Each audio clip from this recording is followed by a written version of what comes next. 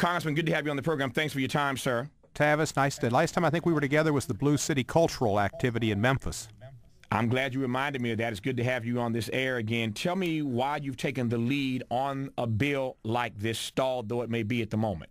Well, we hope to uninstall it for sure and get it moving, but the fact is there are a lot of people that want to have jobs, that are capable, good people, who've got bad credit ratings today because of this economy, and it's one of the maybe the next to worst economy we've had in the last 80 years. People have been cut off because businesses had to reduce their expenses, and naturally you get into an ever-ending cycle of bad credit, and if you can get not denied a job because you have bad credit, it's a spiral that you'll never get out of. And that's just not fair and not right, and it doesn't have an effect. Unless you're in some kind of security position, national security position, maybe some financial position, you're counting the gold at Fort Knox or whatever, your credit rating should not be a factor in your employment. In our opinion, we found a lot of constituents agree with us on that. Half of your co-sponsors on this bill are members of the Congressional Black Caucus. Tell me how this problem affects minority job applicants in particular. Well, there are so many minorities who historically just haven't had that buildup of equity, of savings from monies by having had, opportunities, by having had families that they'd inherit from. And it's so much more difficult for people who are in the first generation or the second generation of wealth. We're still suffering in this country from slavery and Jim Crow laws. And that's why I passed an apology for slavery and Jim Crow laws and said we needed to ameliorate those conditions and try to rectify them. And this is one of the lingering consequences. People don't have second-generation monies. If your family had a lot of money, you lose your job, you've got monies, you can continue to pay your bills. But a lot of African Americans don't have that luxury, and they sometimes seem to be the first people laid off. So what's the holdup in the House? Well, it's difficult to get legislation passed in general, but Luis Gutierrez is the chairman of the subcommittee. We had a hearing on the bill.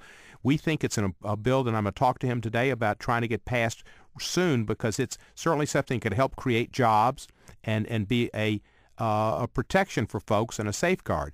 Now, there are people there's a cottage industry built up of people in the credit reporting areas that would lose some business, I guess, and they want to be able to be used and use their reports for whatever reasons they can, and they'll fight it. And I hope it's bipartisan, but there's very little up here bipartisan besides maybe something like the Bourbon Caucus that we had last night. That's bipartisan. When you say very little bipartisanship, who are the main opponents, or what are the main obstacles in getting the bill through? Well, there are businesses that don't want to have to be told by the government that they cannot deny employment for any reason, and this would just be one of the reasons. And I think it's they probably look at it like in foreign policy we looked at the dominoes and with the communists in Vietnam. Your bill includes some exceptions, particularly for jobs that require special security clearance. What kind of jobs would be exempt from your bill? Well, those type jobs and jobs in financial areas and when you have responsibilities over money. And I know I've visited the Fed in Memphis where they do have such criteria, and it makes sense because you're counting all the money.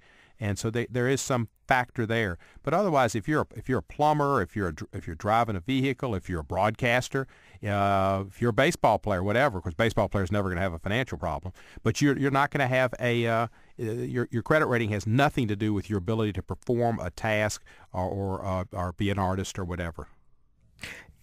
You have a sense that more people are struggling with bad credit right about now? Oh, for sure they are. I mean, the unemployment rate's 10%. Foreclosures, people have gotten into houses that had that shouldn't have gotten into. They were influenced to get into these houses with balloon notes coming up soon, and they lost their homes, and it's cost them to have ever-increasing economic problems. We've got to give some relief to people on the ground, and there's been too much in Wall Street and not enough on Main Street and not enough in the neighborhoods, and that's what we're trying to do with this is give people some relief and give them an opportunity to get a job, and it's important that we do that. And I think it's in keeping with the contract with Black America that I appreciated and had posted on my website back in 2006. I appreciate you doing that. This week, the Credit Card Act passed by Congress, as you know, last year kicked in. Does this new law help or hurt those with bad credit who are looking for work, you think? Oh, no question it helps them. I mean, there's so many of the practices that the credit card industries have used to make money, to make up the banks in particular, where they lost money on home mortgages. And people have had their charged exorbitant fees. They've had fees raised on them, which they won't have in the future.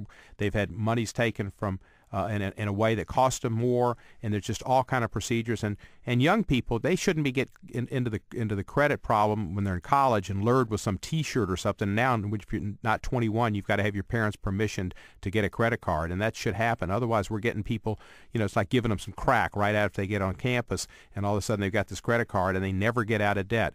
Now, we've helped people in college with more Pell Grant monies and more opportunities with changing the student loan program to where private sector's not siphoning off money and their students get the money more directly. And the president's had some good proposals and bills on improving the repayment plans for student loans. But people get in college, they get credit cards, they never get out of debt the rest of their lives. Congressman Steve Cohen represents Tennessee's 9th District and joined me from Capitol Hill. Congressman, thanks for coming on. I appreciate the opportunity to talk to you. You're welcome, Tavis, and thank you for all your good work. Come back to Memphis. Anytime. Good. Bye-bye. Good barbecue anytime. The best barbecue, good blues, and great basketball. You got it. Congressman, thanks for your time. Bye-bye.